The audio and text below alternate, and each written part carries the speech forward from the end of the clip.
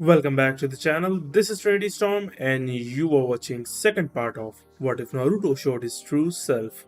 If you enjoyed this video, please like, share and subscribe to the channel. Now wasting no more time, let's start the story.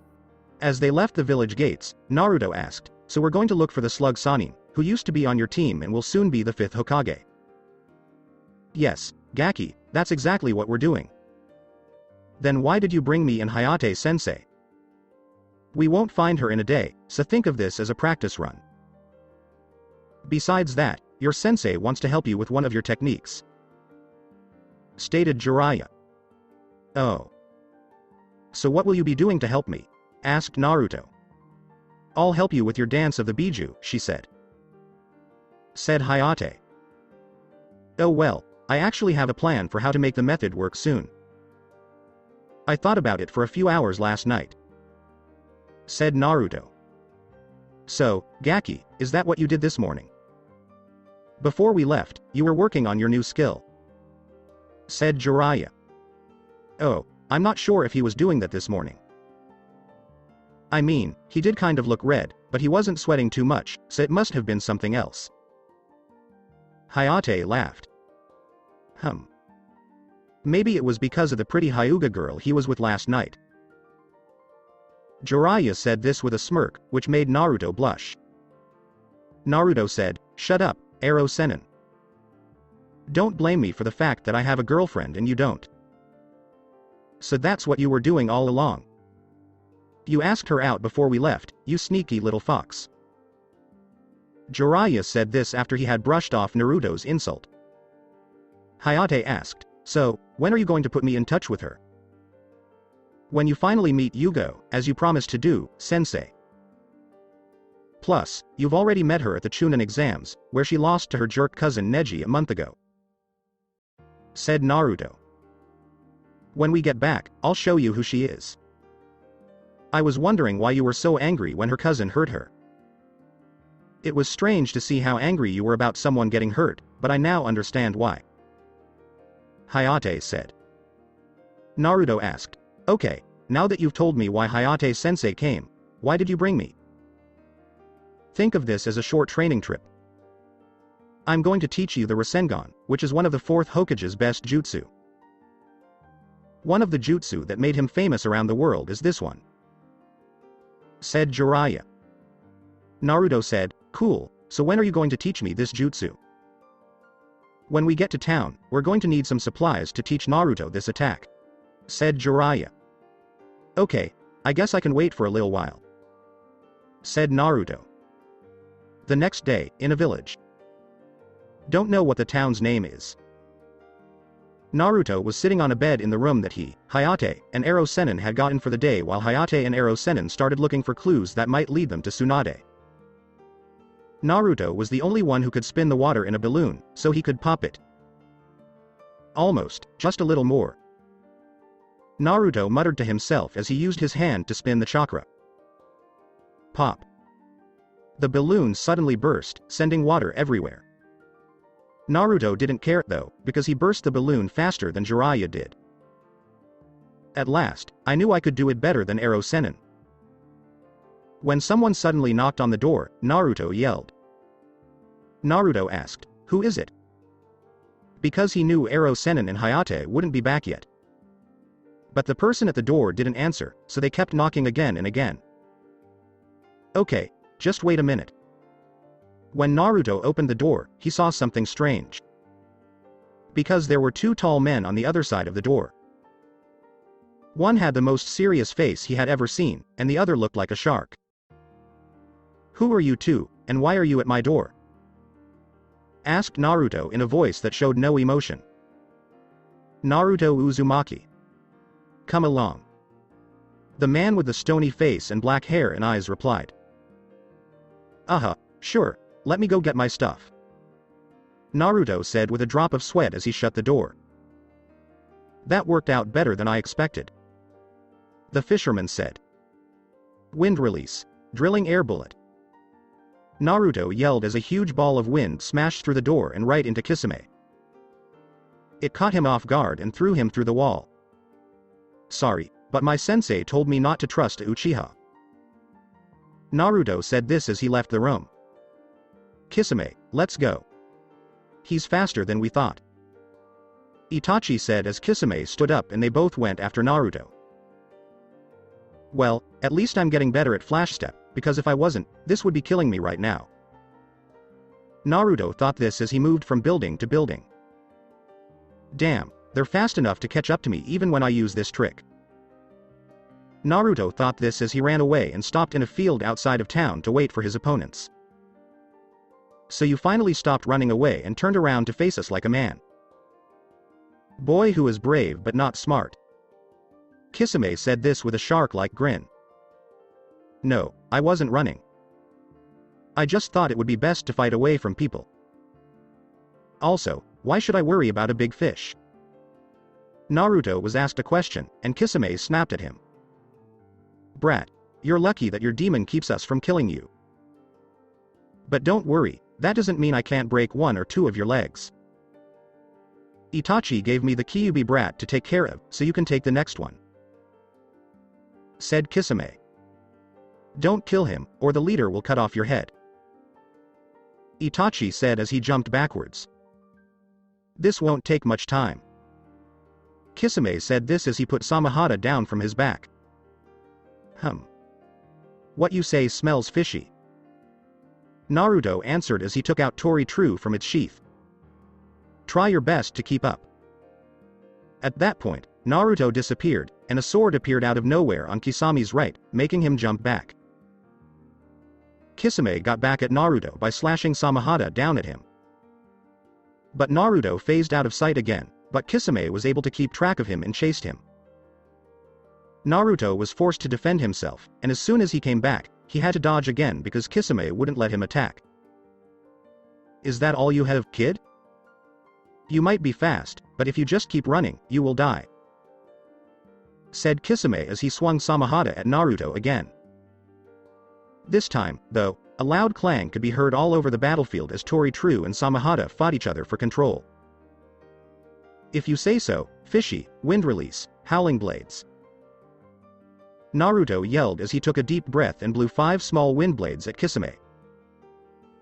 Kisame had to jump back because he didn't think Naruto could do jutsu without hand signs. However, that was all that was needed, as Naruto followed and cut Kisame's leg deeply.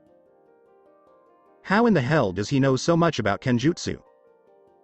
Even Samahata shouldn't be able to beat this kid, but he can fight me to a standstill even when I'm backing off.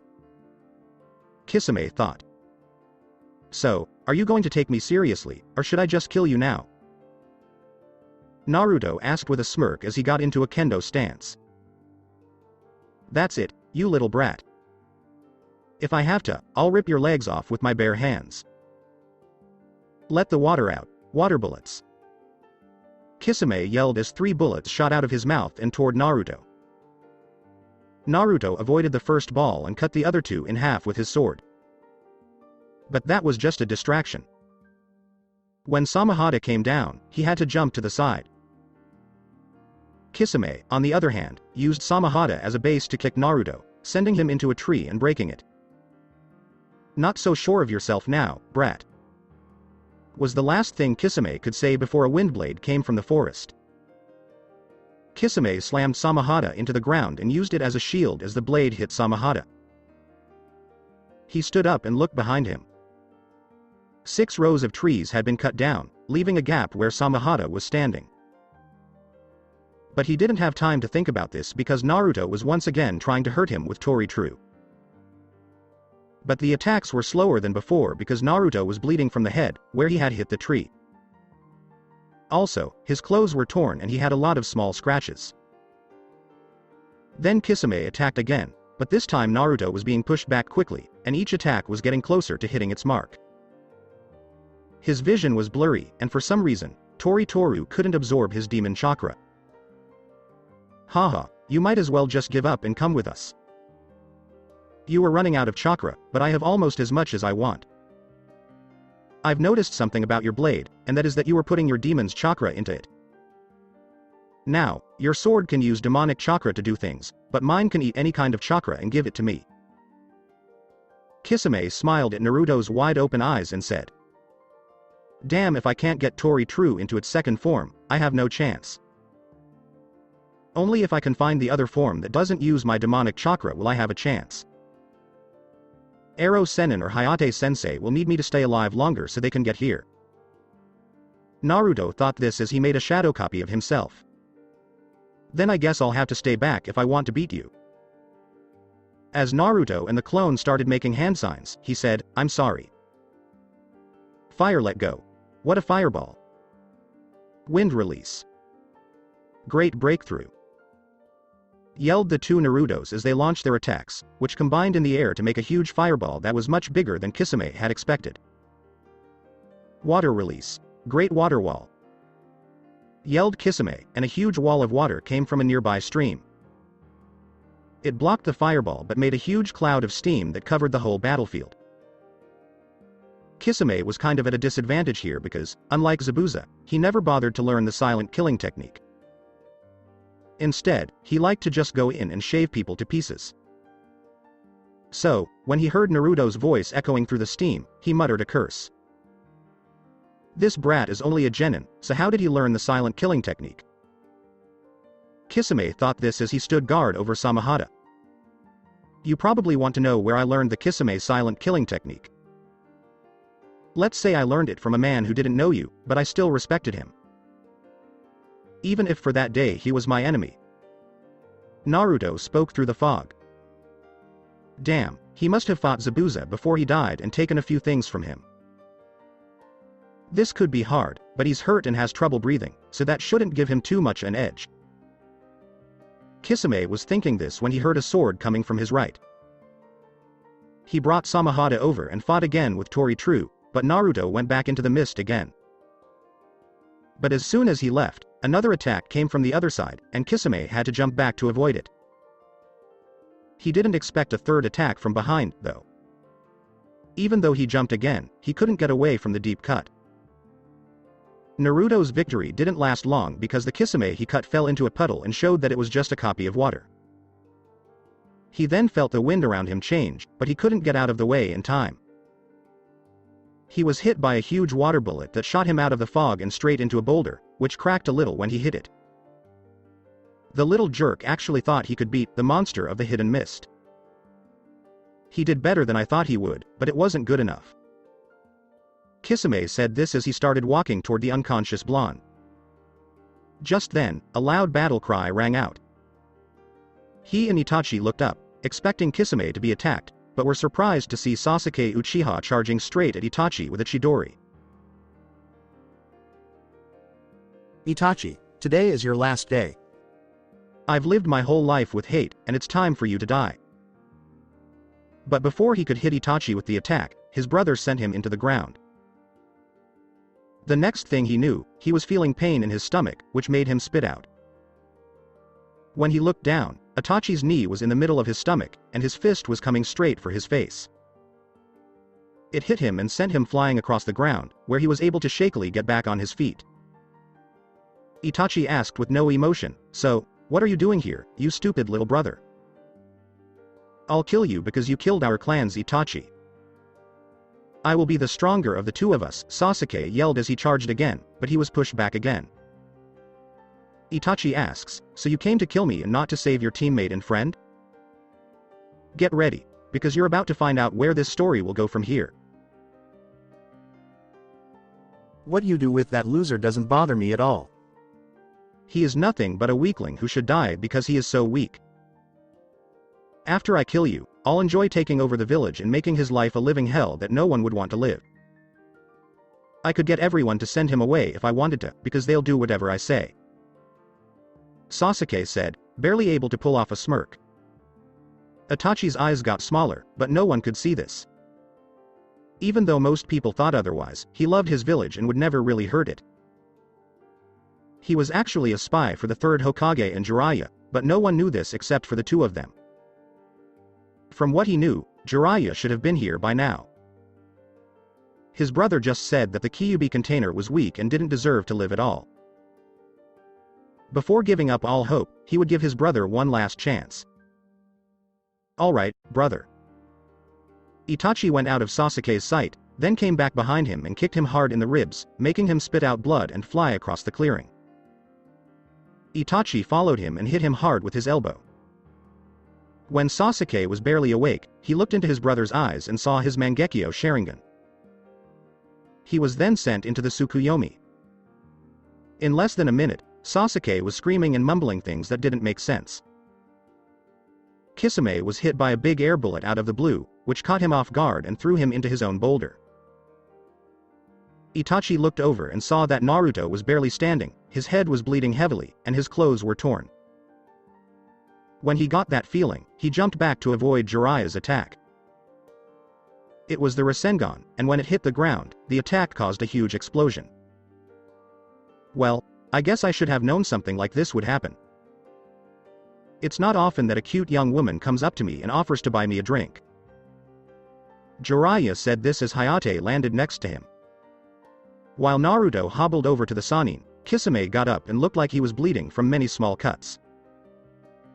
We're leaving now, Kisame. Jiraiya could fight both of us at once and win, but with Hayate Gecko on his side, the odds are in his favor. Itachi said this, and Kisame nodded to show she agreed. We will meet again, Naruto Uzumaki. Itachi said this right before the two ninja who were missing jumped into the trees. That fishman can really pack a punch. Before he fell and passed out, Naruto said this. While Tori True turned to ash and blew away in his hands. Well, it looks like we should start moving before Tsunade does. Now that we know where to look for her, all we have to do is get there before she moves again. Jiraiya nodded, and Hayate picked up Naruto. Then he and Naruto jumped into the trees to go to the next town. Maida Guy jumped into the clearing while yelling, "Dynamic entry." She was surprised to find no one there except for Sasuke, who was sleeping in a crater. After making sure that Naruto, Hayate, and Jiraiya were safe from Kisame and Itachi, he picked up the boy and headed back to Konoha. A week later, Naruto, Hayate, and Jiraiya were getting close to a town called Tenuka. Naruto was shocked by how big the town was. Both of his senseis were surprised when he learned the second step of the Rasengan faster than they thought was possible. He was now almost done with the third step, which also surprised them. As they walked down the street, Naruto said, "So this is Tenuka town. I thought there was supposed to be a big castle or something here." "What are you talking about, Gaki?" "The castle is right there." Jiraiya turned to point at the castle, but all he saw was a pile of ruins. "Run for it, giant snakes." As he ran away from the castle, a man yelled at them. "It looks like Orochimaru is also looking for Jiraiya, who is on your team." Hayate said.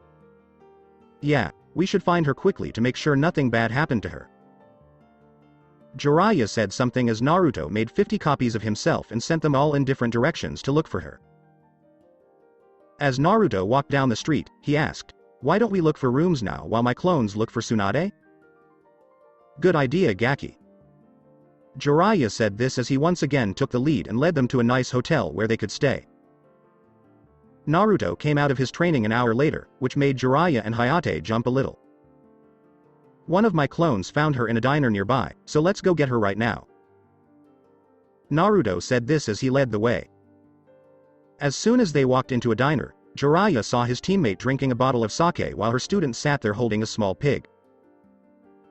"Let me talk." "Alright." Jiraiya told Tsunade as he walked up to her. Tsunade and Shizune were talking in one of Tenuka town's many restaurants about what had just happened with Orochimaru a few hours before. If what Orochimaru said was true, Sarutobi was dead and Orochimaru could bring both Dan and Nawaki back from the dead. When suddenly, "Tsunade! How did you get here?" A man with white hair yelled. Yes, this day could not get any better than it is right now. "What the hell are you doing here, Jiraiya?" asked Tsunade, spitting out her sake in shock. "What's wrong with an old friend stopping by to say hello?" Jiraiya asked as he sat down next to Tsunade. Naruto and Hayate were sitting next to Shizune. "Since it's about you, I don't think so." "So, why are you here, and don't try to lie to me?" Tsunade said this as Naruto, Shizune, and Hayate watched with interest. Fine. Sarutobi-sensei is dead, so we need a new Hokage Tsunade. Jiraiya said this with confidence. Tsunade looked at him for a moment, then turned around and said, no. This made Naruto very angry, and he quickly let her know how angry he was. What do you mean no? Don't you respect the old man? Don't you care about your village at all? Questioned Naruto. Before she gave her answer, Tsunade looked at Naruto with narrowed eyes. Even though I respect my sensei, that doesn't mean he wasn't an idiot. Just like all the other Hokages who came before him and the one who came after him. Tsunade said this right before a blonde teen punched her in the face. Don't ever say that in front of me about the fourth Hokage. Naruto let out a growl. Tsunade looked up and immediately understood what the kid was talking about when she saw the blue eyes, blonde hair, and the whisker marks on his cheeks, but she wasn't going to take anything from this kid despite who he was. Tsunade laughed, ha, if they weren't fools, why did they go and kill themselves?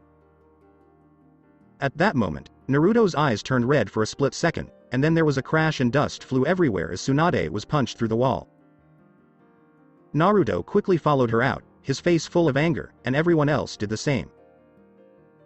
They found Naruto standing 10 meters away from a crazy Tsunade who was on her feet and bleeding from her mouth. Brat, what the hell was that punch for? Tsunade was about to say before Naruto cut her off. How dare you make fun of what they did like that? They died for someone else so that someone else could live, and you call them fools. At least they were fighting for something important, and they faced their problems straight on. Unlike a drunk, old woman who can't get over her past, seeing what you've become makes me sick. From one of the greatest Sannin ever to someone who so easily disrespects the memories of those that I admire. Naruto said it with conviction as Tsunade hung her head a little in shame, but she quickly changed her look to one of defiance. What do you know about giving up something? I've lost people I care about because of that village, and everything that has to do with that village kills someone I know. Said Tsunade. Are you asking me if I know anything about sacrifice? You know exactly what I am, so tell me what I know about sacrifice. My whole life is a sacrifice. Naruto shot him back. It makes no difference, I'm not going back to the village. Tsunade said. I'm going to beat you up. Jiraiya-sensei, I'll kick her behind, so don't try to stop me. Naruto said. **T, he really means it. He'd never call me sensei. Jiraiya thought as his eyes grew wider. Ha brat, I am a Sannin. What could a brat like you do to me? Tsunade asked with a smile. If you underestimate me, old lady, you will lose this fight. Said Naruto. Ha, I only need one finger, he said. Tsunade said this while pointing at herself with one finger, which made Naruto smile a little. Fine then, your funeral, Naruto said before he disappeared. Tsunade's eyes got big when she saw how fast she was, but she could sense the attack coming from behind her and just barely avoided the punch that was aimed at her head. She tried to attack Naruto back, but he had already moved and was now attacking her again. This time, when Tsunade sensed that Naruto was coming, she did something different. She stuck her pinky into the ground right in front of where Naruto was about to come out and sent a huge rock up into the air as a wall. Naruto saw the rock and jumped into the air at the last second, landing on it. He then did a backflip off the rock and started running through hand signs before shouting, "Wind release, wind dragon." A dragon made of air came out of Naruto's mouth and flew towards Tsunade, who was stunned. She jumped back when the dragon hit where she was a second before, but it made a shockwave of wind that caught her off guard and pushed her into a wall. She stood back up and glared at Naruto, who was just standing on the rock she had used as a shield earlier and making a funny face. Naruto asked in jest, "So, are you going to take me seriously, or am I really that much faster than you? I guess I'll have to fight you, but don't get too confident, Gaki. I'm still much better than you." Tsunade yelled as she ran full speed toward Naruto. When she hit where he used to be, he jumped back. "Don't move, you spoiled brat," yelled Tsunade. "Are you kidding me? You can use chakra to make yourself 100 times stronger. Even though I can use it to make myself 10 times faster, this only lets me move a little faster than you. You see, I'm a master at controlling wind, and my fighting style is based on how wind works. Be hard to find and hard to hit, but when the chance comes, strike with the force of a hurricane." Naruto said this as he barely avoided another punch. "Damn, this Gaki is too fast, and most of my attacks depend on getting close to him. I can try my stronger attacks, but then I'd have to admit that I had to be tough against a genin, even though he was skilled." Tsunade thought this after she had made up her mind. Tsunade yelled, "Take this brat," as she slammed her fist into the ground. This made the ground crack, which made Naruto lose his balance. That was enough for Tsunade to jump at him and hit him in the face with her fist before he could even move. He flew straight into a wall and broke into pieces. Damn, that must have hurt. Naruto shouldn't have fought a Sannin. 3 people who were watching the fight thought, "Oh my god, Tsunade just killed that poor boy." Tsunade turned away from the hole in the wall and told Jiraiya to get his student. But Jiraiya did nothing but grin, which surprised Tsunade. She turned around when she heard a battle cry, and Naruto was coming at her with an unfinished Rasengan in his hand. She did what came naturally and dodged the attack just as it was about to hit the ground. "What in the hell were you thinking, Jiraiya, when you taught that technique to the kid? It took you almost a whole year to figure out how to do that. The spoiled brat will never be able to master that method," yelled Tsunade. Naruto yelled, "Hey, I can learn to use the Rasengan. My father made it, after all." Tsunade and Shizune were surprised by how much he knew. "How do you know your dad's name? You weren't supposed to find out until you became a Junin, but you are a Genin. How did you learn?" Shizune stood there with his mouth wide open and asked Tsunade. "That's because of the Kyuubi." Naruto said this with a smirk. Tsunade's eyes got bigger. Tsunade asked, "So you can talk to the Kyuubi?" "Of course, if you had a demon inside you your whole life, wouldn't it be smart to make friends with it? We have a sort of deal where I give him a nice place to live and he gives me training from an immortal demon lord." Naruto said this with a smirk. "Haha, you know what, brat, let's make a bet. If you win, I'll go back to Konoha and become the 5th Hokage. If I win, though, I'll get all the money in your pocket, plus my grandfather's necklace as an extra bonus," said Tsunade. "Fine, I don't care what I lose, because I never lose, old lady. I'll take your bet," Naruto said with confidence. After a week of training, studying, and drinking, Naruto finally woke up in the morning to find Shizune bursting through the door looking for Jiraiya and Hayate. "Jiraiya, we need to find Tsunade. She made a big mistake, I think," Shizune yelled when she saw that Naruto and Hayate were in the room. They were on guard right away. Hayate asked Shizune, "Why is Tsunade making a mistake?" "A week ago, right before you came, Tsunade's other teammate, Orochimaru, came to see us. He wanted Dan and Nawaki back in exchange for fixing his arms, which were hurt in some way. She told me. That makes sense of why she would try to kill me with sake." From the doorway came a voice. When they turned around, Jiraiya was leaning against the door and looked a little pale. "Dang arrow Sannin, I thought you were always ready for anything, even if it seemed unlikely," Naruto joked. "Watch out, brat. If what Shizune said is true, they won't be done with the deal for a while." "What should we do now?" said Jiraiya. "Well, Jiraiya, how are you doing? You have to fight Orochimaru, and we need to know who else to expect when we go to fight him." Hayate said this while he was getting his katana ready. "Well, there was Orochimaru, and then there were 2 other people who were probably around Junin level, but one of them looked sick. He had white hair and a face that looked very serious. The other person had gray hair and glasses on his face. said Shizune. The jerk who tried to steal Hinata is here now. Naruto yelled in shock.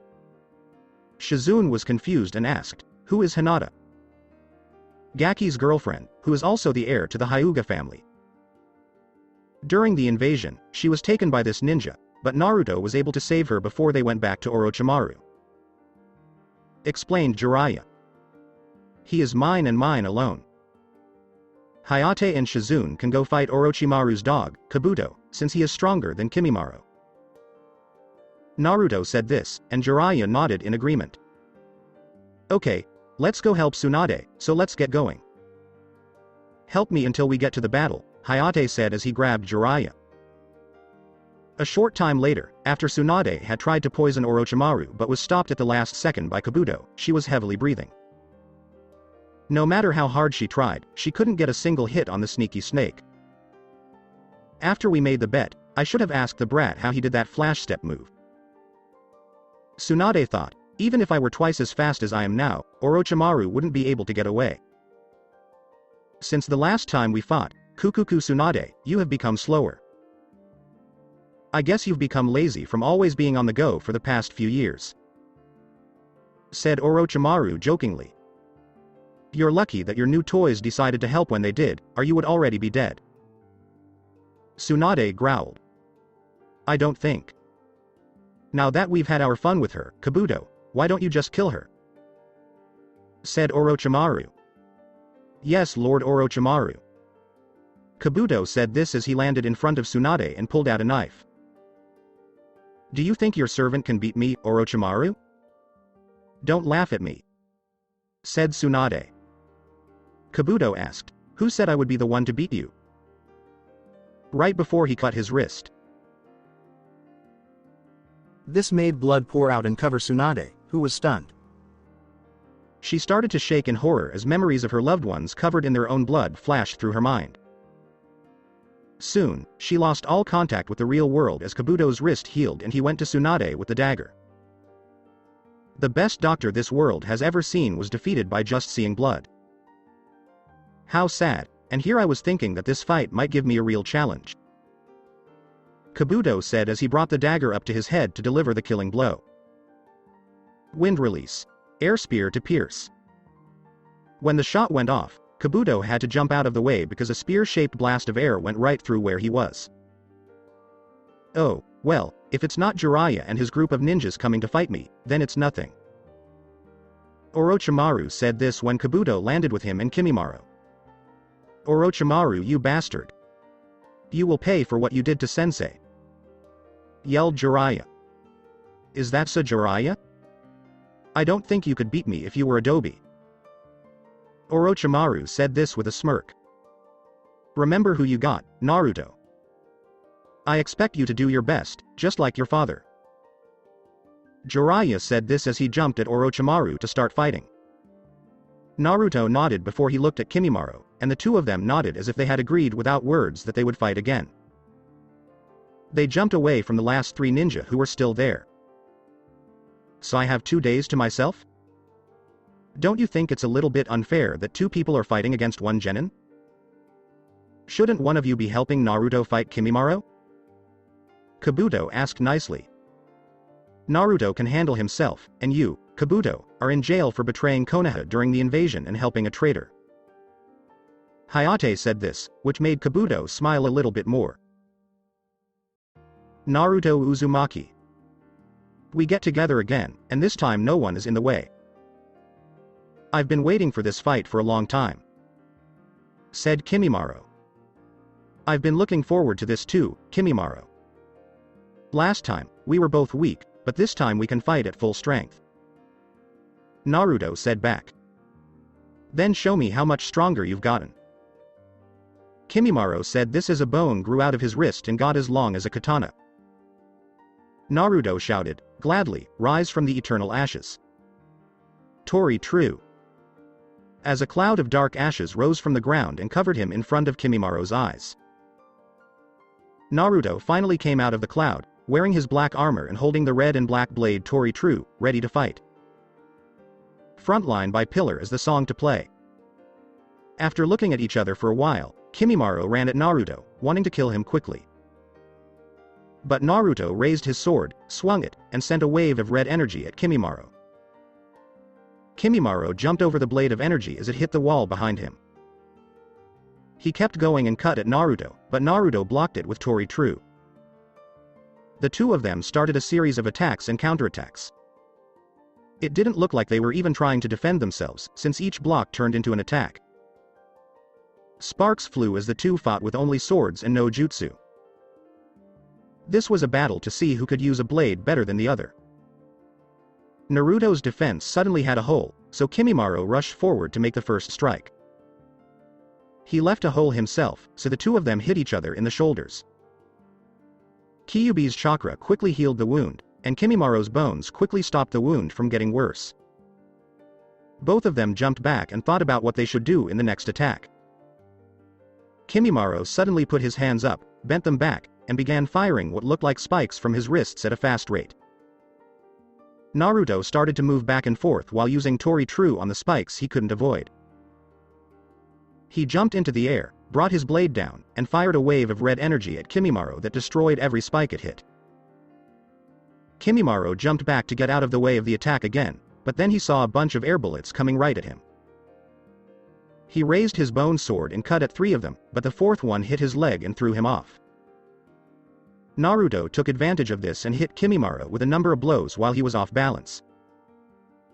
At this point, Kimimaro could only defend himself by moving backward, which put him at a disadvantage. He also got cuts along his ribs that eventually healed. But each attack hurt, and as his bones grew, he lost chakra as a result. Kimimaro tried to shoot finger bullets at Naruto, but Naruto jumped back to avoid them. Kimimaro used this to start the first stage of his cursed seal. Black marks covered his body, and a second sword grew from his wrist. Kimimaro launched himself at Naruto. For a second, he was out of sight, but then he came out from behind Naruto and hit him. Naruto used the Tori True in defense, but the attack sent him flying across the street and into a building. Naruto stood up with blood coming out of his head, but he didn't get to rest. Kimimaro attacked him again from his side, and when he ducked low to avoid it, he was hit by a knee from below, which sent him flying over the wall and into the air.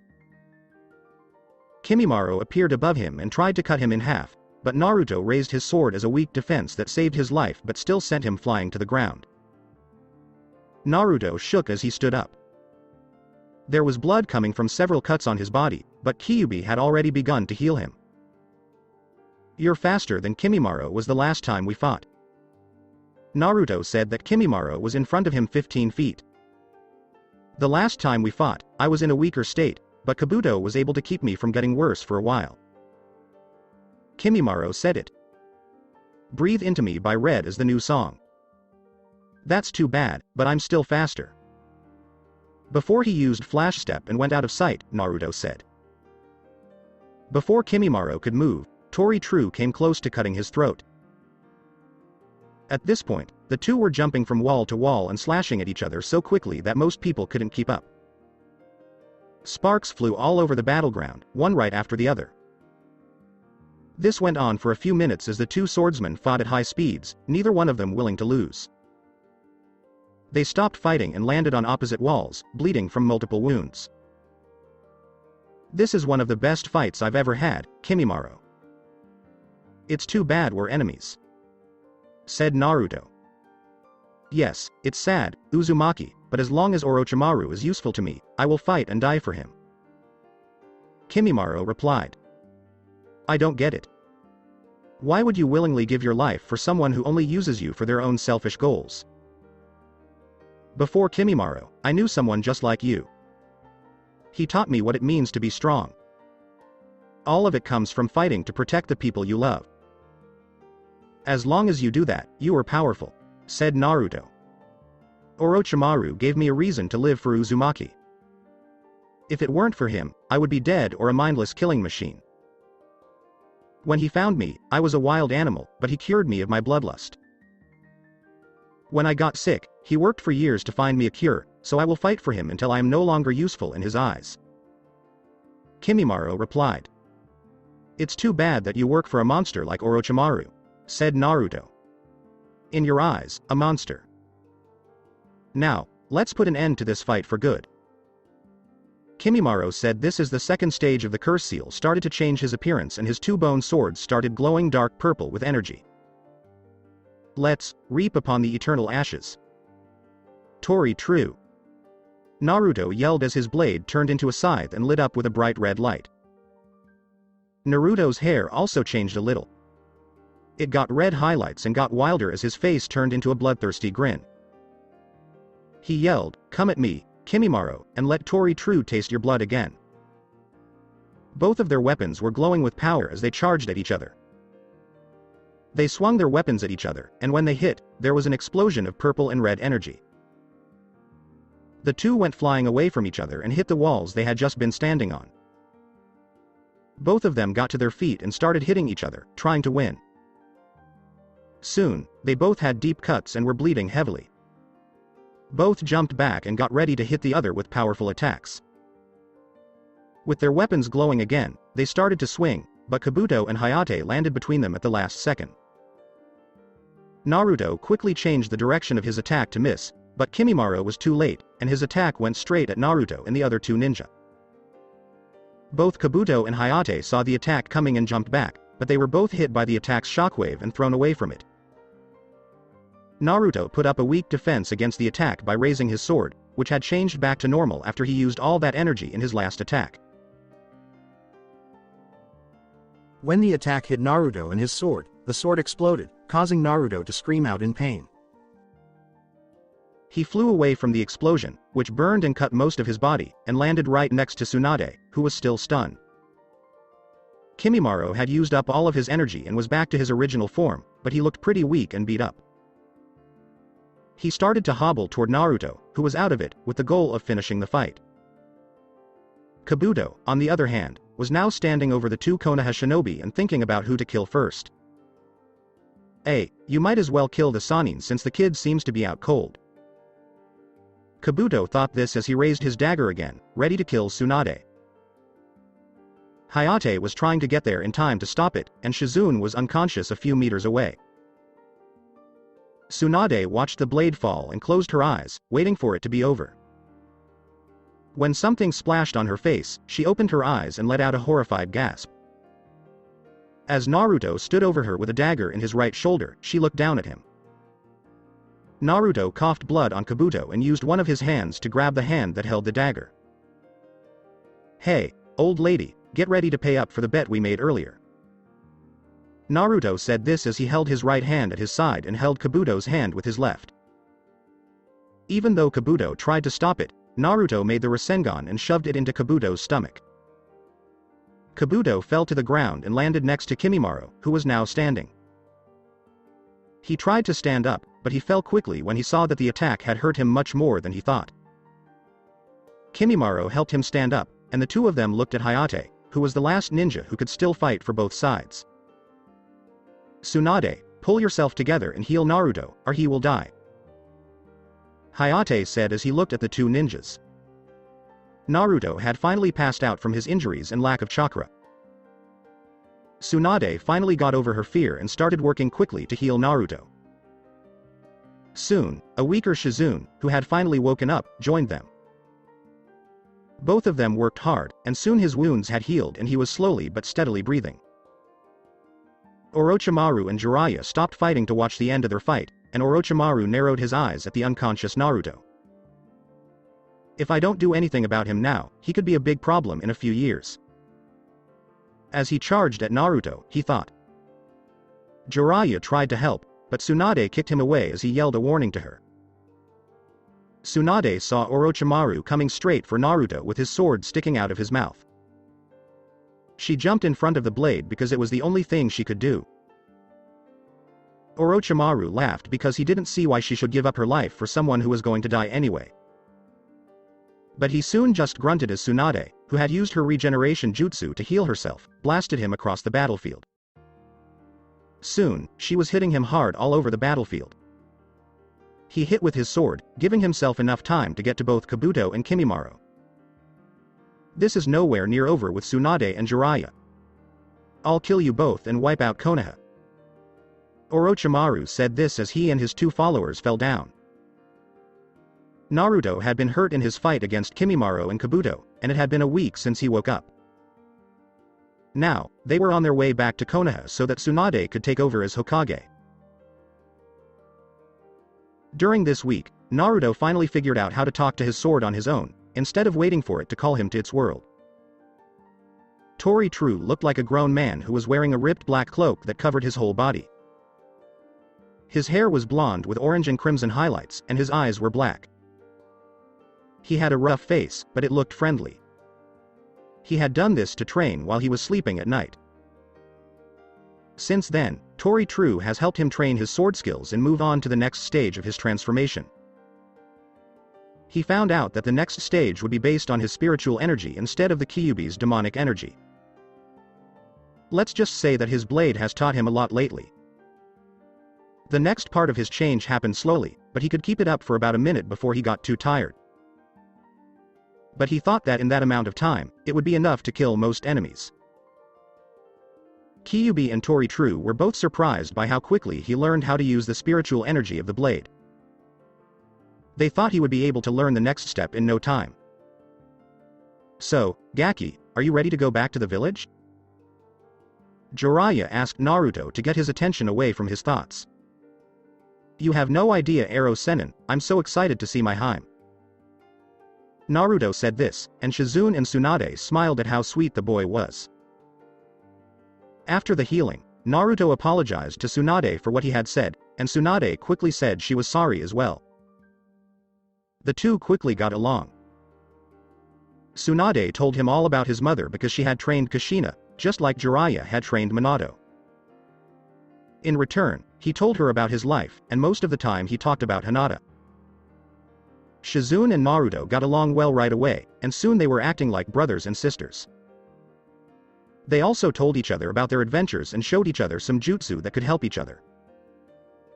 Well, Gaki, we're almost back at the village, so you can go see your little girlfriend, said Jiraiya. As long as you don't follow me around to get ideas for your next book, you pervert. Naruto replied. You followed him and his girlfriend, Jiraiya? Tsunade asked Jiraiya in silence, and the way she spoke put Jiraiya on edge. Well, you see. I just wanted to make sure the Gaki didn't do anything wrong. You know that. Jiraiya said this right before Tsunade kicked him and sent him flying across the village. Well, Ba-chan, I'm sure you already know where the Hokage Tower is, so I'll see you later. Naruto said this before he used his flash step to disappear. I'm going to start calling some characters by their honorifics. If I make a mistake, please tell me. Damn that brat for calling me. I'd beat him to death if I could. Tsunade said this as she turned and walked toward the tower, with Shizune following behind. Naruto had finally made it across town using his flash step, which he was getting pretty good at now that he was using it all the time. He was now standing outside the Hyuga compound's walls and walking toward it so he could see Hinata. But before he could get to the gates to ask the guards if he could see Hinata, the gates opened with a shout of Naruto-kun. And a familiar girl with lavender-smelling hair tackled him to the ground. What up, Hinata-chan? Did I really mean that much to you? Naruto asked with a smile as he gave the girl another hug. Then he saw that a lot of people were staring at him and Hinata, but he didn't care until he heard someone talking about the demon whore. Suddenly, he was gone, and a second later, he was on the other side of the street, holding the man by the neck who had said that. Don't ever call her that again, or I'll kill you, he said. Naruto let out a growl. But when he felt a gentle hand on his shoulder, he let him go. He turned around and saw Hinata looking worriedly at him. He took her hand and they walked down the street toward the Hokage monument. They didn't say a word until they got to the top of the mountain and sat down against a tree. I'm sorry, Hinata-chan, for what I did. I wish you hadn't seen that side of me, but when I heard what that man said about you, I couldn't take it, said Naruto sadly. It's all right, Naruto-kun. This village doesn't need someone like you to protect it every day. Hinata said this with sadness as she held Naruto's hand and waited for him to understand what she had just told him. I guess so, but this is my vial. Wait, you know? Naruto yelled as he jumped away from Hinata in shock and fear. Hinata gave Naruto a warm smile, and he spoke back. I've known Naruto-kun for years, and so does most of the Hyuga clan, because we can see your chakra. I've always wanted to be your friend because you are strong enough to stop even the strongest demon from killing us all. I just want you to know that it doesn't change how I feel about you at all, and if anything, it makes me like you more. So Hinata-chan, you really don't care? Naruto stopped for a moment and looked down before he spoke again. I'm sorry, Hinata-chan, that I didn't tell you myself. I just thought that you, like everyone else in this village, would be afraid of me. He said. Then Hinata wrapped her arms around him, and he didn't waste any time in giving her a big hug back. They pulled away from each other and looked each other in the eyes before leaning in and closing their eyes. When Naruto felt Hinata's lips touch his, he felt like he was in heaven because he was finally kissing the girl who meant everything to him. As he kissed her, he didn't care what the people in the village thought. But he soon heard some villagers talking about him and his demon whore, which made him angry. He picked Hinata up, turned her around to face the villager, and then left. He came back and was at the villager's throat with his sword drawn. Never say anything like that in front of me again, or I will take your head off your shoulders. Naruto growled, then took a step back and walked over to where Hinata was standing, looking surprised. Naruto said, I'm sorry, Hinata. Could we go somewhere less crowded? Hinata nodded, so he took her hand and they started walking to the Hokage mountain.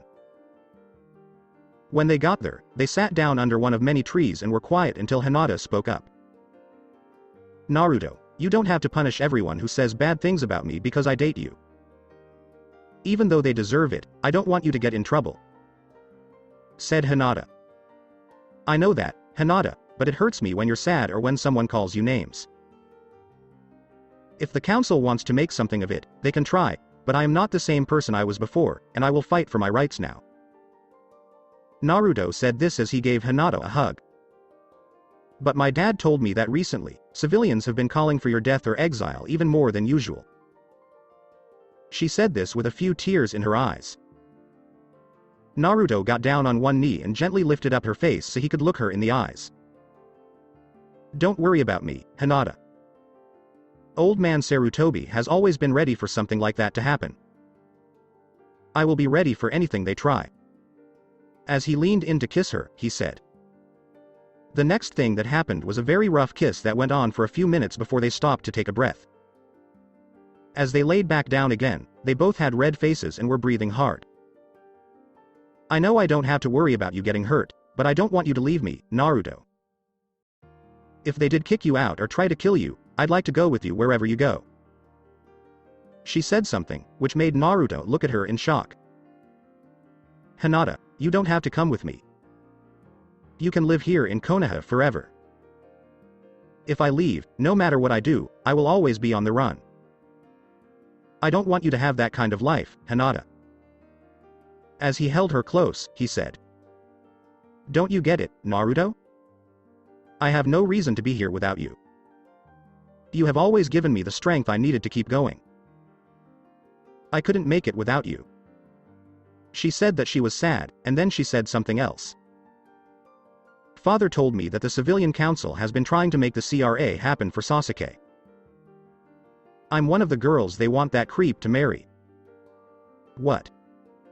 They just want to give you and the other girls to him as if you were a machine that only existed to make babies for him. Don't worry, Hinata. I'll do anything to protect you from them, even if we have to leave the village. As he hugged her even tighter, he said. I wish we could always be like this. Hinata said it softly. I do too, Hinata. I do too. As he held her, he said. Sasuke Uchiha was very angry about how things were going. He wasn't just angry. He was furious. He had just heard that there was a new Hokage in Konoha, and this one didn't treat him with the respect he deserved. Just like that fool of a Hokage that Orochimaru had just killed. Then came the last thing. Naruto, who wasn't turning out to be a dead last at all, If what he had heard was true, Naruto was now stronger than him, even though he would never say that. Naruto had been able to beat Gaara, a sound Junin who was said to be an expert and who could even fight Itachi's partner. Naruto has been one of the strongest ninjas in the village for a long time, ever since he started using that sword. I had to be the sword, and Sasuke knew that a weapon like that would help him kill Itachi very easily. He had to get that sword from Naruto, so he did need to do that. If he could get that weapon, he would be unbeatable. A weakling like Naruto had no business using a weapon like that. Now all I have to do is get those fools on the council to make him give me his sword, and I'll have all that power. After that, I can go find Orochimaru and force him to train me. He turned around when he heard a noise coming from his window and threw a kunai at it, but all he heard was a clang as it hit something. Wait, man, I don't think you want to kill the guy who is here to offer you the chance to train with Orochimaru. My name is Kimimaro, and Orochimaru has sent his personal guard to take you to him. The four-armed sound Junin said this. Then Orochimaru sent you? I guess I could learn something from him, but I have to take care of some business here first. In just 3 days, I'll be ready to leave. Then, I'll meet you at this time outside the east gates of Konoha. Kimimaro just nodded when Sasuke answered, and then he left. Soon I'll be strong enough to kill you, Itachi, he said. As Sasuke lay down, he thought about how to get ready for his meeting with the council the next day. The next morning, Naruto was on his way to the Hokage Tower for a meeting with the council that he had been told about. He already knew what was going on, and it didn't make him happy. But Shikamaru had also been called to the council, so he didn't worry too much. When he walked into the meeting, all of the counselors who were not shinobi were staring at him, but the shinobi council looked at him with kind eyes. Tsunade was smiling at him, but behind her back, her 2 advisors were giving him dirty looks. Hokage has asked Naruto Uzumaki and Shikamaru Nara to come to the council. Do you know what you're doing here? Asked Tsunade. Not really, Ba-chan, but I don't think you'd call me here if it wasn't important. Naruto said, and he didn't pay attention to the civilians and advisors who were shouting in anger. Well, we're here to talk about what you did last month during the Chunin exams. I've noticed that both you, Naruto Uzumaki, and you, Shikamaru Naru, have shown leadership and a good sense of tact. Also, the 2 of you and Kiba Inuzuka fought against a sound Junin and stopped Orochimaru from taking Hinata Hyuga. Because of these things, I think it's best to make you both Chunin. Tsunade said this with a smile. Hokage, how can you let this thing become a Chunin for our village? Someone yelled. Do you have doubts about how I run this village? Asked Tsunade dangerously. What do you both have to say about your promotions now? Even though being a Chunin is hard. I will do whatever you tell me to do, said Shikamaru lazily. Until I die, Ba-chan, I will do my job with honor and pride. Naruto said it in a businesslike way. Yes, I think you will, Naruto. Don't let me down. She smiled and said it. Hokage, now that this part of the meeting is over, I'd like to talk about a few things that have come up in the last few weeks. One of the more brave civilian counselors said this. Then what is this thing you want to talk about? Tsunade asked, clearly annoyed. Well, I've heard from a very reliable source that this boy stole something that belonged to someone else and has been using it. The counselor said this. Then, what is this thing, Mr. Counselor? Tsunade asked as her and the other shinobi's eyes got narrow. Sasuke Uchiha told me that this boy here stole the sword he now has by force. I think we should tell the spoiled brat to give it back to Sasuke. He or she said that.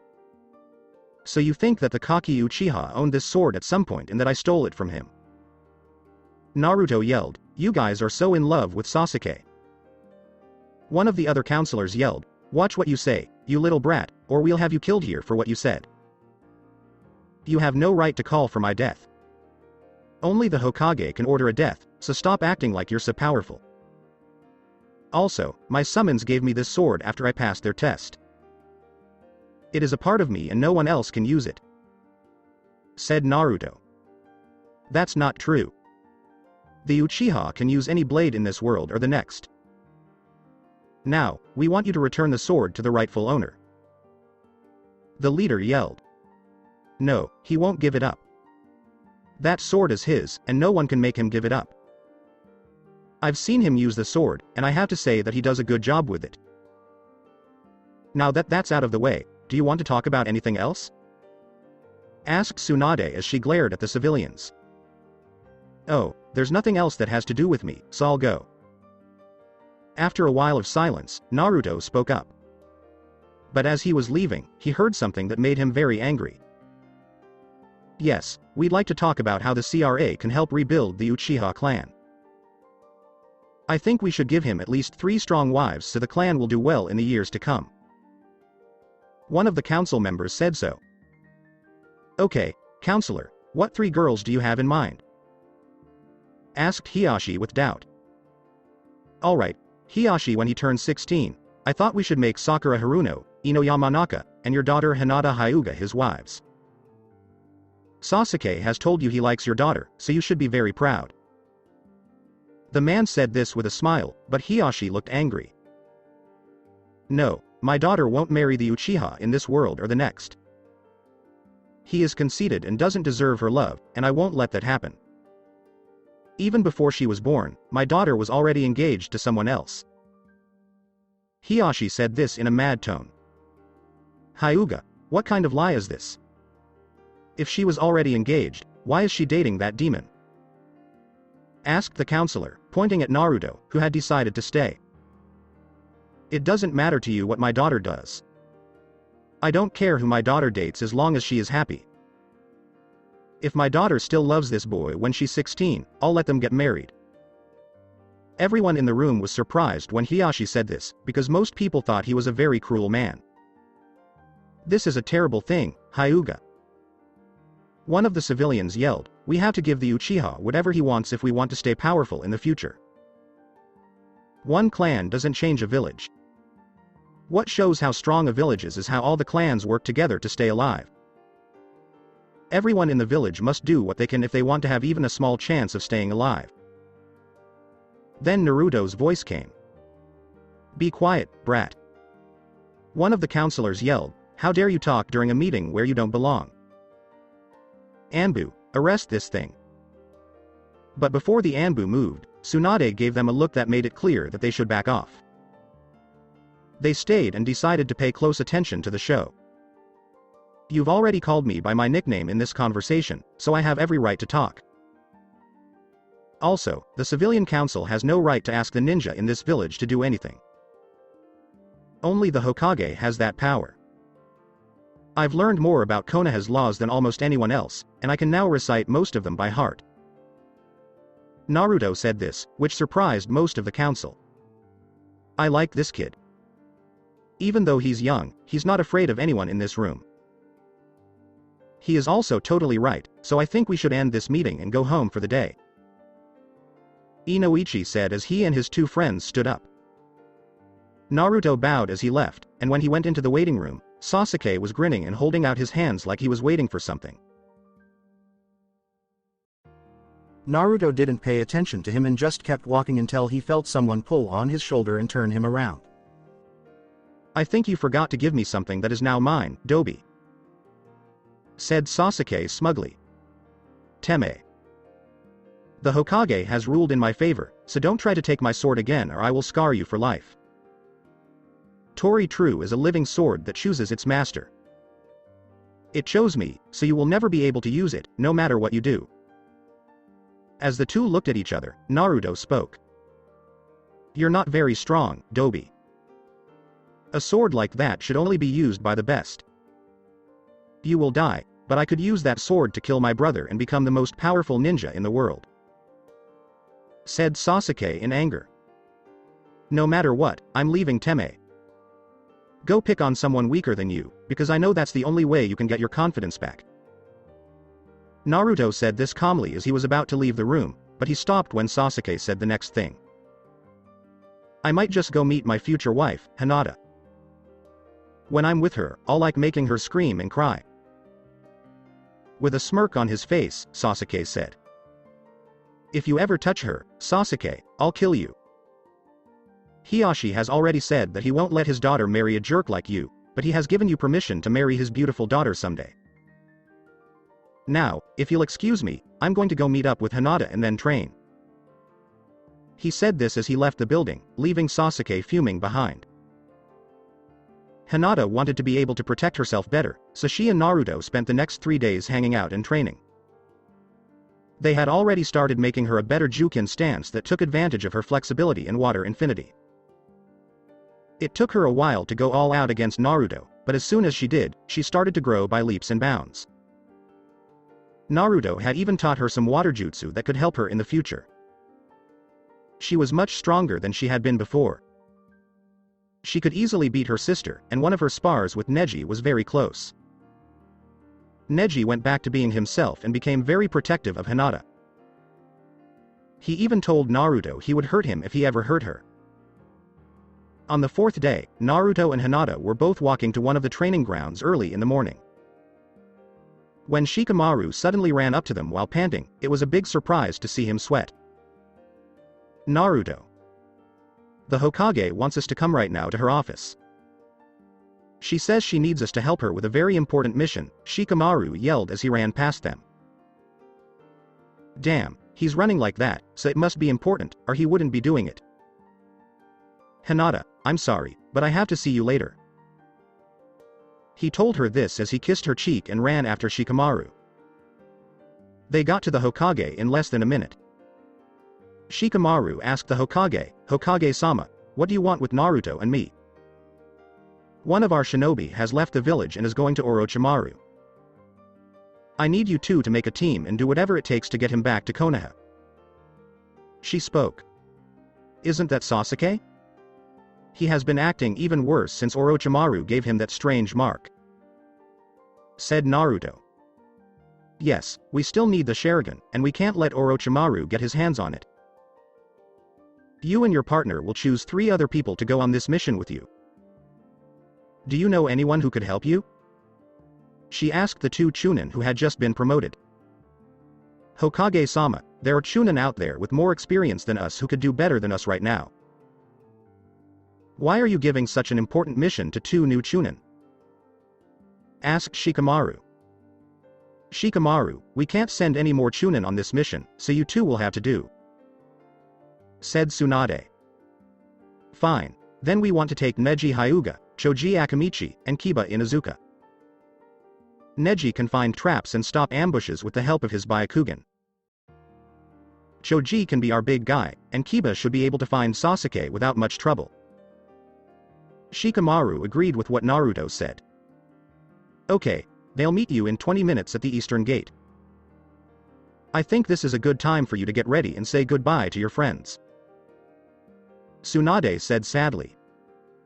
Don't worry, Ba-chan, no gay Imoteme is going to beat us back. Said Naruto as he quickly left the room. Shikamaru said, troublesome, as he jumped out of the window. 20 minutes later, the 5 ninja who were going on the mission were at the gate saying goodbye to their friends and family for the last time. Hinata was crying, so Naruto gave her a hug. Shikamaru and Choji were talking to Ino, while Neji was talking to Tenten and Kiba was just talking to his dog. Then Sakura ran up to Naruto and hit him in the face with a punch, knocking him to the ground. She looked angry, and Naruto himself gave her an angry look. Sakura, can you tell me why you just punched me?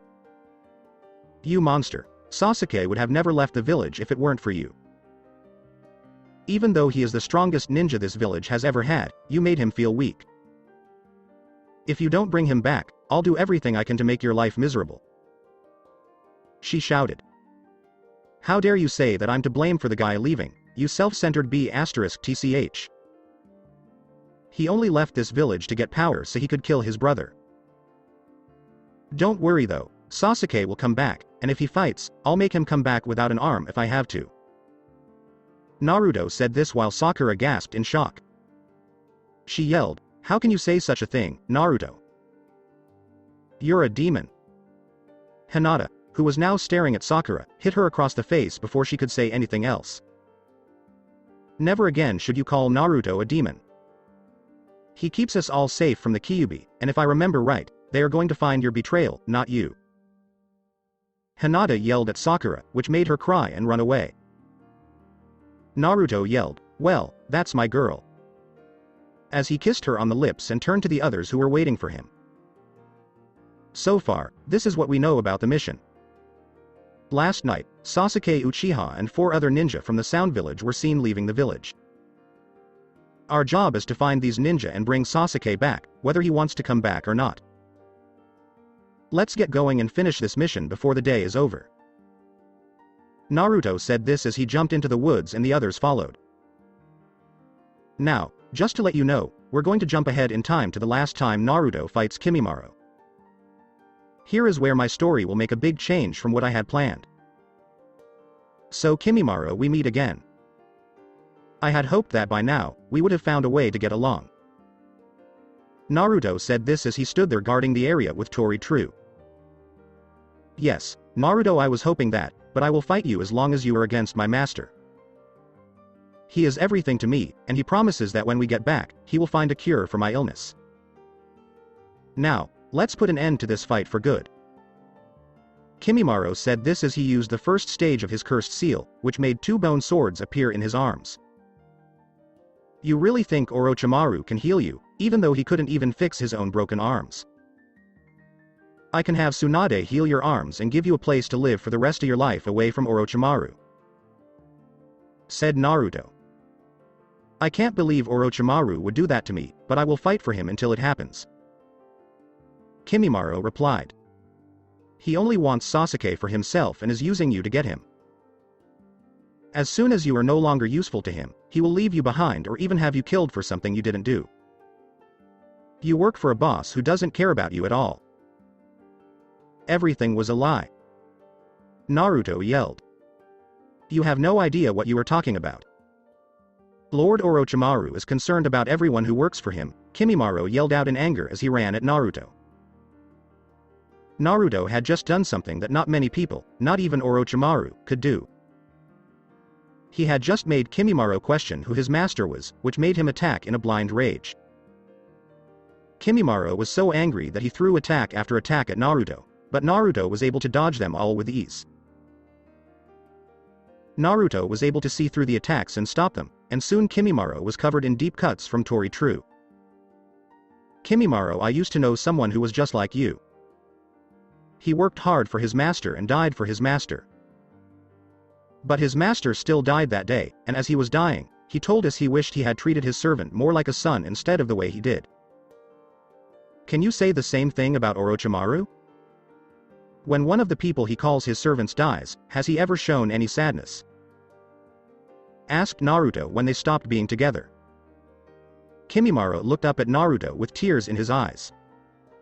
He was hurt and had trouble breathing after being attacked several times. "Orochimaru is the only person who's ever been nice to me. When my clan died out, I was on my own. Then he found me and started training me. If I left him, I wouldn't know where to go. No matter what, I just can't ever betray that kindness," Kimimaro yelled as more tears fell from his eyes. "I know that this would never happen in real life, but it would have to in my story if I wanted to keep going in the same direction. Kimimaro, I know how you feel. No one liked me in my village, and no one ever was nice to me until I was 6. On that day, a man came up to me and asked if he could train me. I was thrilled. He taught me how to be a ninja, but he betrayed me in the end when he tried to erase my memories so he could use me as his own weapon. I was able to get away with most of my memories, but he erased my memories of his name and face before I could get away. But I was able to get away because I knew what he was doing was wrong. Kimimaro, you are just like him, so break free from his chains." Naruto spoke seriously. "What will I do if I get away from him? Then he will kill me." As the 2 ninja heard the sound of things flying through the air, Kimimaro spoke up. They jumped back and got closer to each other. Then they saw that 3 sound Junin were standing in front of them. The one in the middle was the tallest. He had black hair and a big sword on his back. All but their eyes were covered by masks on the other two. Kimimaro, I'm sorry to have to tell you this, but Orochimaru told us on this mission to kill you.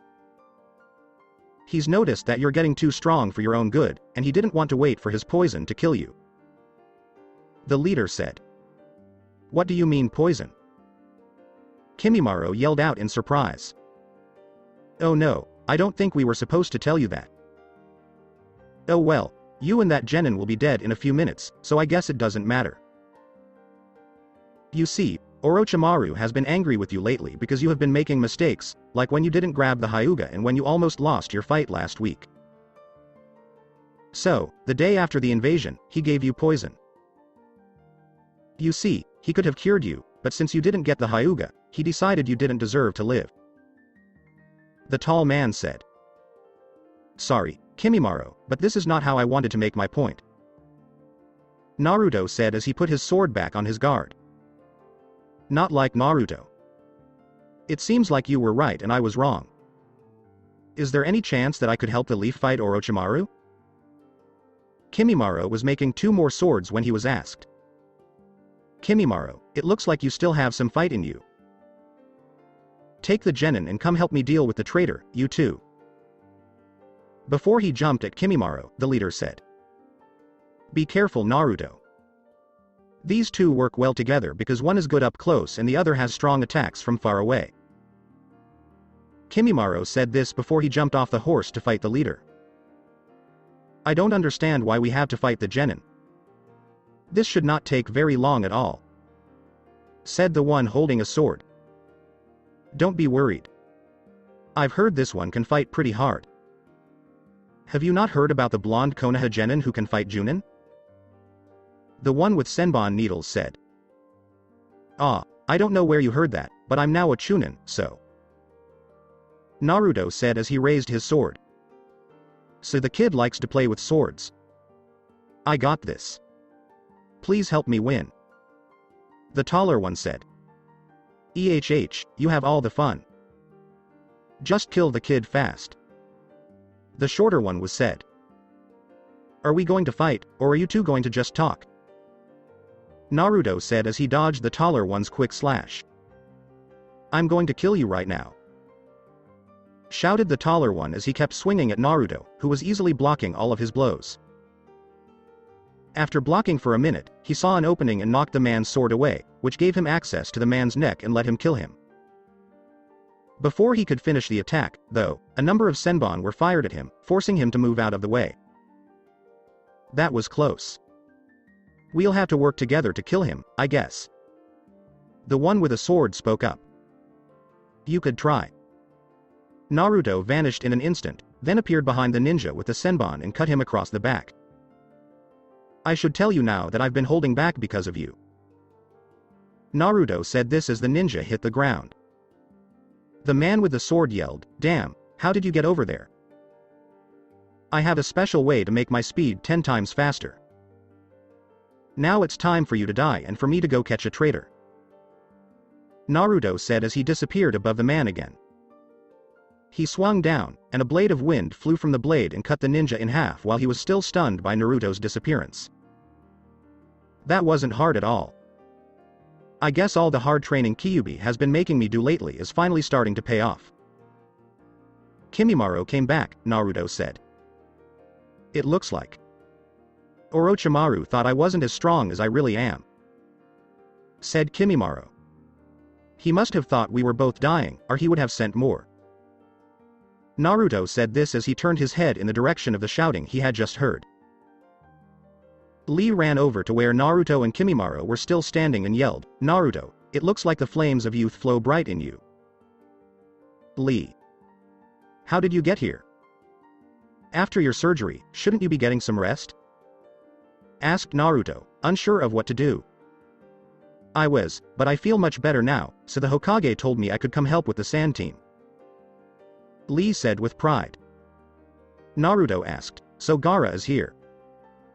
Why aren't you surprised that Kimimaro isn't trying to kill us? Well, Gaara did apologize to me for the whole thing where he pushed me down, and that guy doesn't look like he wants to fight right now. Lee said with a smile on his face. Okay, then. Lee, I need something from you. Here, Kimimaro was poisoned and betrayed by Orochimaru, so he is helping the Leaf. I need you to take him back to Tsunade and tell her that he betrayed us and is now on our side. Shikamaru and Kiba know who he is because they have fought him before. Naruto replied, and Lee nodded and looked at Kimimaro. Naruto, what about you? Can you retrieve your comrade? I have no doubt that there are now more adventures with your comrade. Said Kimimaro. Don't be anxious about me. I found a new level of power that is much stronger than my old one. I think I can get him back. Naruto said as he got up and Flash stepped to catch up. So we're going back to Leaf now? Kimimaro asked Lee after he shouted, yes. Naruto flew through the trees faster than most people could ever hope to do. He knew that Sasuke was tired from being carried in that barrel, but if there were Sound Junin helping Sasuke, they would be carrying him. He finally got to the bottom of the Valley of the End, where there were two huge statues of Madara and the first Hokage. Here, he saw 5 Sound Junin on top of Madara's head, with Sasuke in the middle. Naruto landed on the first Hokage's head and yelled, Sasuke, what the hell are you doing? Working with the Sound Village is treason. The Sound Ninja moved out of the way so he could talk to Naruto directly. Did they really send such a piece of garbage to bring me back? An elite. I thought there would be a whole team of Junins, not some useless genin who can't even make a bunshin.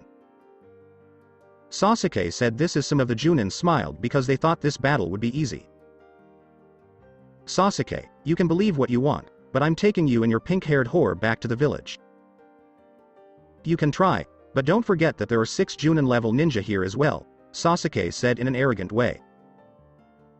All I see is a group of Junin who barely passed their exams and were sent on a mission to protect a genin with an ego the size of Uranus. Naruto said this with a bored look on his face, which made the other ninja even more angry. I can't wait to rip that brat's throat out. The ninja on the far right said this.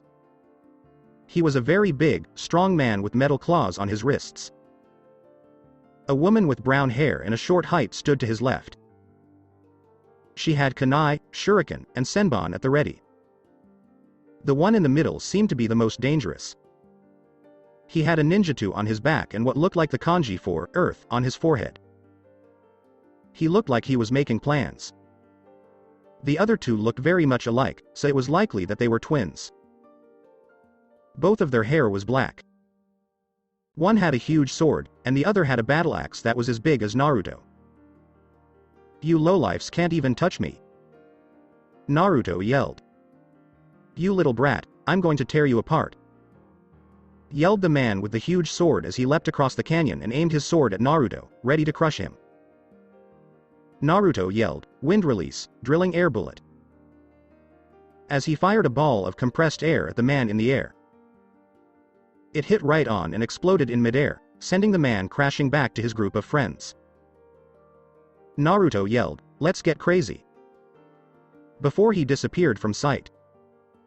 He suddenly appeared in the air as he swung Tori True down, making a sharp wind blade that split the group of ninja apart. The leader made huge rock pillars come out of Madara's face, forcing Naruto to use one as a stepping stone to jump to the one who was still holding Madara's chest and had a huge sword. When the man with the battle axe saw Naruto coming, he swung his axe at him, but Naruto moved under the blade and cut off the head of the man with the sword. This time, the girl started throwing senbon at him, but he used the flash step to quickly avoid them and went after her to get rid of her as a threat. He was suddenly blocked by the big man with the metal claws, who then attacked him. The leader then came up and used his ninjutsu to help. When the man with the battle axe came down and hit Naruto's blade, making dust rise from the crater, they both stopped their attacks at the same time. When the dust settled, they saw Naruto in a small crater blocking the big axe with his sword. Sasuke used this time to throw a few fireballs at Naruto. Naruto ducked under the axe and used its falling speed to protect himself from the fireballs. Naruto moved quickly away from the middle of the group and landed on one of the first Hokage's feet. Well, congrats on beating me even though my sword wasn't sealed, but don't worry, I have something new planned for this battle. Naruto said as he pointed his sword at the group of ninja. Now, watch as I show you how Tori True ends up. Tori True. Fly to every corner of the world. He yelled as a tornado grew around him and made it hard to see him. The tornado suddenly blew up, sending a wave of energy through the valley. When they saw Naruto again, they could tell he was different. He was now wearing white robes with azure trim. His sword was still all black, but it no longer had a red tint to it. Instead, it had a blue tint. He gave him a smile before he vanished into the wind. Think about how smog goes away when a car goes through it. The man with the claws yelled, "What the hell happened to that jerk?" I'm not sure, but it seemed like he turned into the air around him. As they all started looking in different directions, the person with the axe said, "What are you doing?" Konpeki Rakurai. Naruto shouted from above them, but when they looked up, they saw a blast of white light surrounded by an azure aurora come from the sky and head to the middle of their group. They all jumped away from each other, which was one of the worst things you could do when fighting Naruto. The man with the claws was in the air looking in both directions before he saw the outline of the boy. When he did, he swung his claws at him, but they went right through Naruto, who was almost see-through. Lost me. Made fun of Naruto before he stabbed the man in the heart, killing him quickly. When the others quickly got back together, they found that one of them was already dead. The leader yelled, "Where the hell are you?" Everywhere. I am nothing but the wind. Naruto said this in a voice that seemed to come from everywhere. Sasuke yelled, "Dobi, where are you?" As he shot a ball of fire in a random direction. Right here I am. In the middle of the group, Naruto's voice could be heard. When they turned around, they saw a blurry picture of Naruto inside their formation. The one with the axe swung it down, but the blade went right through Naruto, just changing his shape a little. Naruto swung his blue-lit sword through the air. Konpeki Rakurai. The man with the axe was killed very quickly by the blast of white and blue energy. The leader then used a jutsu to cover the clear image of Naruto with a tomb of rocks. But the ninja saw right away that this wasn't going to work when colored air came out of the cracks and formed Naruto again. He ran at the girl and cut her across the chest before she could say anything. She would live if she got to a hospital and got help. Then he turned his attention back to the leader and began making hand signs. Wind release. Flying wind shurikens. He yelled as hundreds of shurikens made of wind flew at the man and tore him to pieces. He finally turned his attention to the last person in this group. So, Sasuke, will you come willingly or will you fight? Naruto asked with a grin. What the hell is going on? How are you so strong that you can kill them all without getting hurt? Asked Sasuke, who was using his Sharingan and holding two kunai in the wrong way. Is that all you were looking for? Wow, I thought you'd ask more difficult questions. So, you Uchiha aren't very smart, I guess. Yes, they are good at fighting, but not at thinking.